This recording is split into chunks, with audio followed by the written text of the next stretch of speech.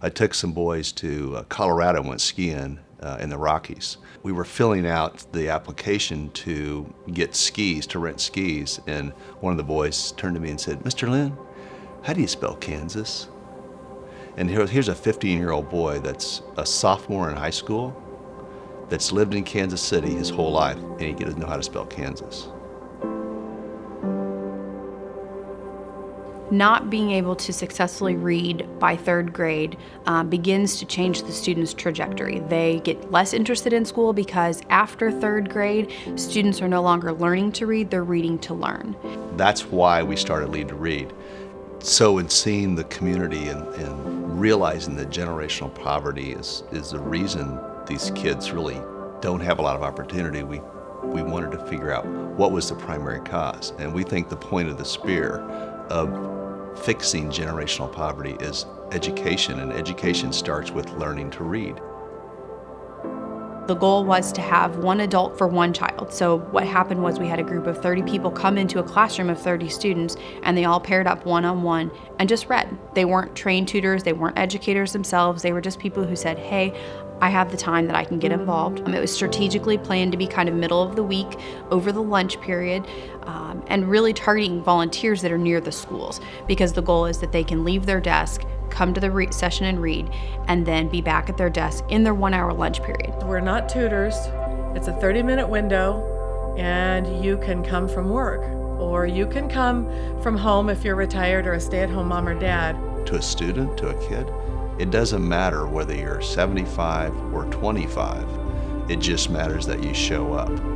I think the uniqueness of Lead to Read is it's simple, and it's not a huge commitment. It's 30 minutes once a week for a year. You do it with other people that are doing the same thing in the same classroom, so there's camaraderie that develops. And it's a safe place to engage in the urban core.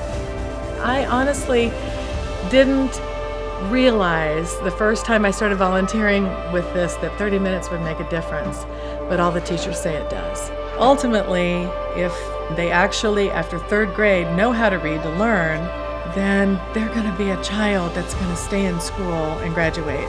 And if we can get the dropout rate changed and turned the other direction in our urban core schools particularly, that'll impact the city, that'll impact the state, that'll impact everything.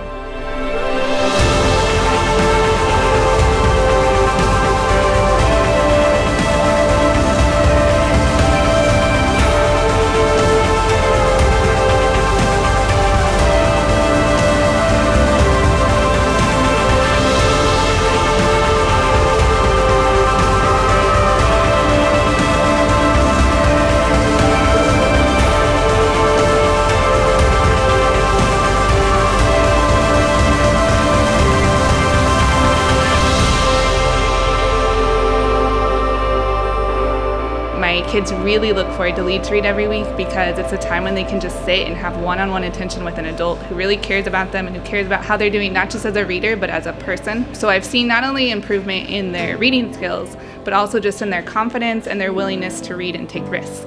I like it because it's fun and I get to learn new things. It helps our reading skills. She takes her time out of her job to come and read with me. There's someone who can read to me, so I just won't have to be reading by myself. Our vision is that by 2020, every kid in Kansas City, 1st through 4th grade, in the urban core would have someone to read to them every week. We realize it's going to take time, and nothing happens quickly. Nothing grows quickly. You have to prove it, and there has to be, kind of deliberate growth. So our goal over a period of time, if we could connect 5,000 readers to 5,000 kids in the urban core, we would pretty much have the urban core covered.